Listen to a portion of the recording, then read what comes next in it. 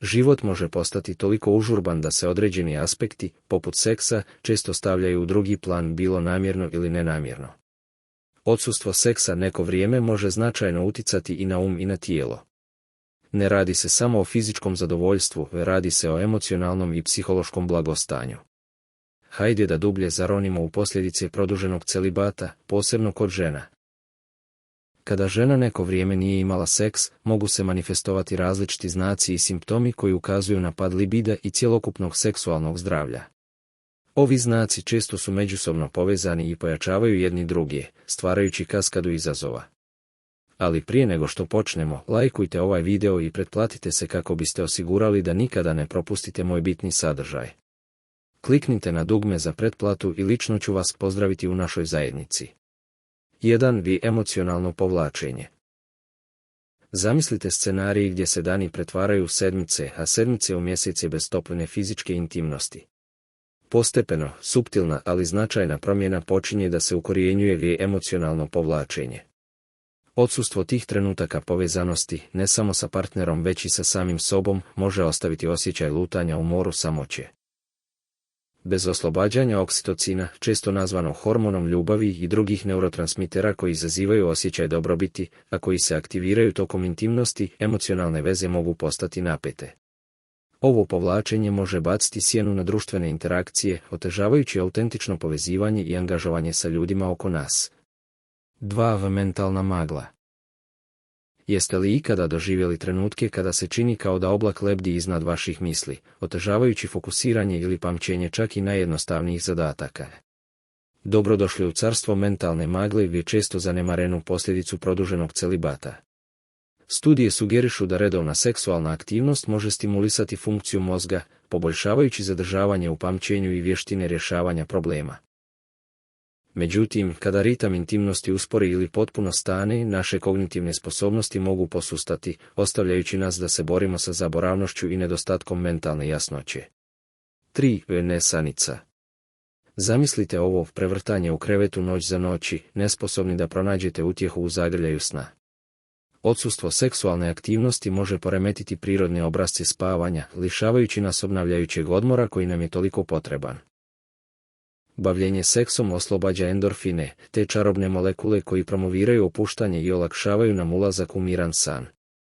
Bez ovog prirodnog sedativa, nesanica može podići svoju problematičnu glavu, održavajući začarani krug nedostatka sna i njegovih štetnih efekata na cjelokupno zdravlje i blagostanje.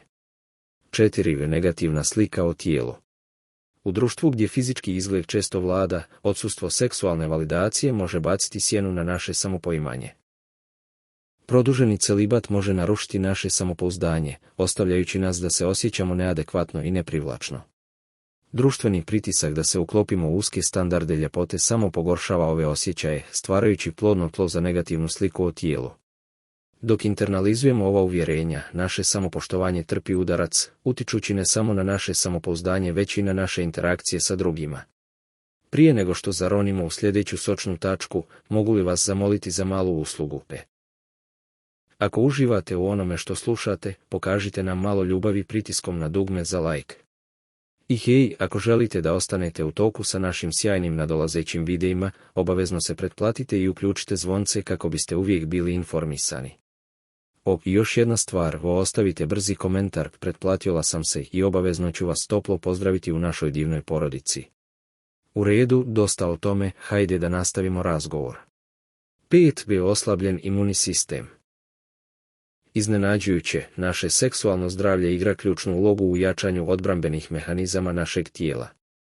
Redovna seksualna aktivnost povezana je sa višim nivoima imunoglobulina, antitijela ključnog za imunu funkciju. Međutim, kada intimnost postane rijetkost, naš imunni sistem može trpjeti posljedice.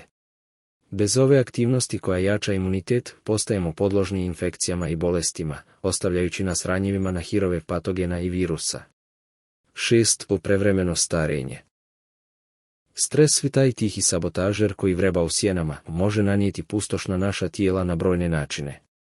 Hronični stres, pogoršan produženim celibatom, može ubrzati proces starenja i interno i eksterno. Oslobađanje hormona stresa poput kortizola može pokrenuti upalu, oksidativni stres i oštećenje ćelija, utirujući put prevreme starenju da podigne svoju nedobrodošlu glavu. Vremenom, naša tijela mogu nositi teret ovog akumuliranog stresa, manifestujući se u bramah, smanjenom vitalitetu i umanjenom žaru za životom. 7. Debljanje. Fizička neaktivnost zbog nedostatka seksualne aktivnosti može doprinijeti debljanju. Seks je oblik fizičke vježbe, doduše prijatan, koji sagoreva kalorije i tonizira mišiće. Bez ovog trošenja kalorija, zajedno sa potencijalnim emocionalnim predanjem kao mehanizmom suočavanja, pojedinci mogu primijetiti neželjene promjene u sastavu tijela. Rješavanje ovih pitanja zahtijeva holistički pristup koji prioritizuje i fizičko i emocionalno blagostanje. Podsticanje otvorene komunikacije o seksualnim potrebama i željama, njegovanje samososjećanja i prihvatanja, te uključivanje redovne vježbe u dnevnu rutinu, sve to može doprinijeti zdravijem i ispunjenijem seksualnom životu. Iako se tema celibata i njegovih efekata možda ne raspravlja otvoreno, bitno je prepoznati i riješiti potencijalne posljedice. Razumijevanjem znakova i preuzimanjem proaktivnih koraka za njegovanje seksualnog zdravlja, pojedinci mogu kultivisati življi i zadovoljniji život, kako u spavaćoj sobi tako i van nje. Hvala vam što ste se pridružili ovom istraživanju kompleksnosti seksualnog blagostanja. Nadamo se da ste ovu raspravu smatrali korisnom i informativnom. Prije nego što odete, obavezno nemojte preskočiti playlistu na vašem ekranu, prepuna je savjeta koji će totalno unaprijediti vašu igru zabavljanja. I hej, ako već niste, pritisnite dugme za like, pretplatite se na kanal i podijelite svoje misli u komentarima ispod. Jedva čekam da vas vidim u sljedećem videu.